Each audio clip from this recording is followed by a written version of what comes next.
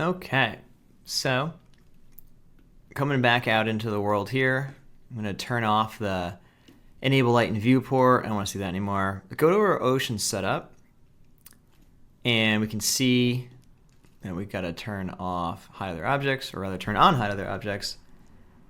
I'm going to turn off. I think I have this secure selection thing on for too long. Turn that off if you have that on. That was an accident. Anyway, we talked a lot about how these patterns technically are repeating itself. Now, whether or not you can notice that is kind of immaterial. The general feeling of it is still that they all kind of have a similar look to them, whether or not they're even technically repeating. So in this chapter, we're going to break up pretty dramatically the looks even across this. To do that, I want to move this grid over, actually. It's kind of not really where I want it. Let's move it more into our camera's viewport here. Something like that. Maybe make it a little bit bigger. Okay. So how do I want to change this? Well, we got this pattern via one spectrum thing here. The spectrum defines, an infinitely large space of, waves. I mean, a sine wave goes forever. We're simply sampling it here with our grid, but it is everywhere. But so I can change what gets sampled by saying, well, over here I want a certain kind of spectrum, over here I want a different kind of spectrum, and things of that nature, and then blend those together. So we just don't have one definition of one thing here. You'll see what I mean now. To do this, we could take advantage of the input here, wave instancing points. Let's generate some points, and these points are going to be the centers of a field, like a field of influence that says at this point or around this point, we're going to have one spectrum, and around this other point, we're going to essentially instance another spectrum onto that.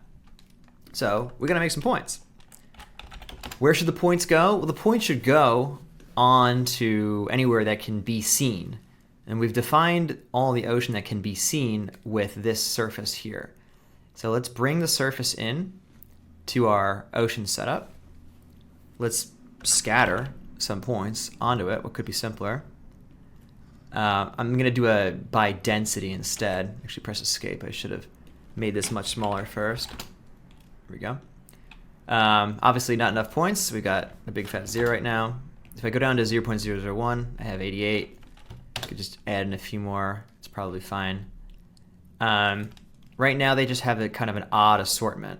Like there's going to be a whole gap here that's not getting any instancing on it. So I'm going to say that these should be relaxed, and they are being relaxed, but I want them to stay as far away from each other as they can. So I'm just going to make this to be some big number.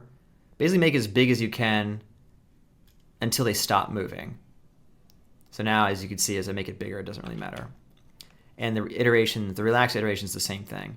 Just make it whatever number it takes for them to stop moving. So now we have this. So now they're nice and spread out. And all you gotta do is plug that into here. We have something. We got this. So what is this? These are, of course, the fields of influence around the points themselves.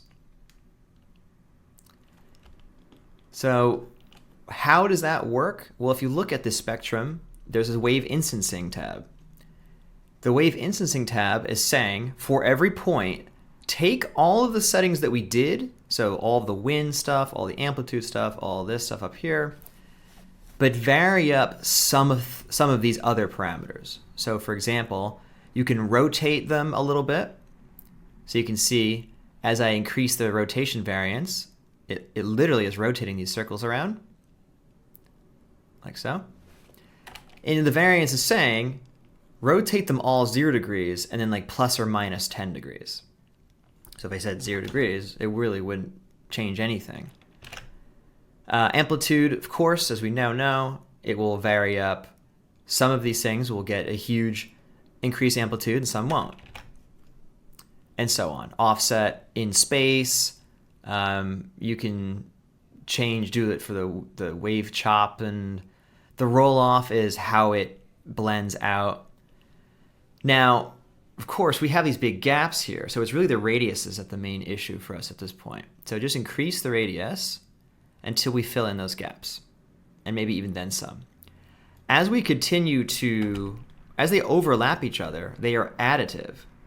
So if I keep increasing it, the waves are getting bigger because they're adding, all of those little circles are slowly adding on top of each other. Oops.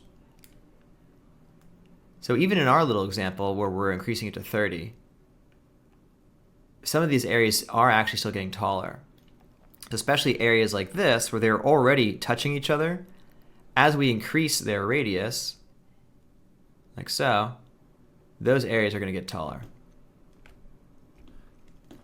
It's not really a bad thing. It just is part of the breakup that we're talking about. Some areas are now bigger than others. Some are rotated a little bit differently. And you can feel it when you glance at this. Why is this doing that? When you glance at it, you can feel it now. There are pockets of larger areas or higher areas than others because all of these different variance things and because of the overlapping. So that is clearly working. Let's also just maybe we'll change the variance up. I'll make it be 10. So now we have a kind of a dead zone here, which is kind of nice. So now let's talk about those dead zones a little bit more by manipulating masks.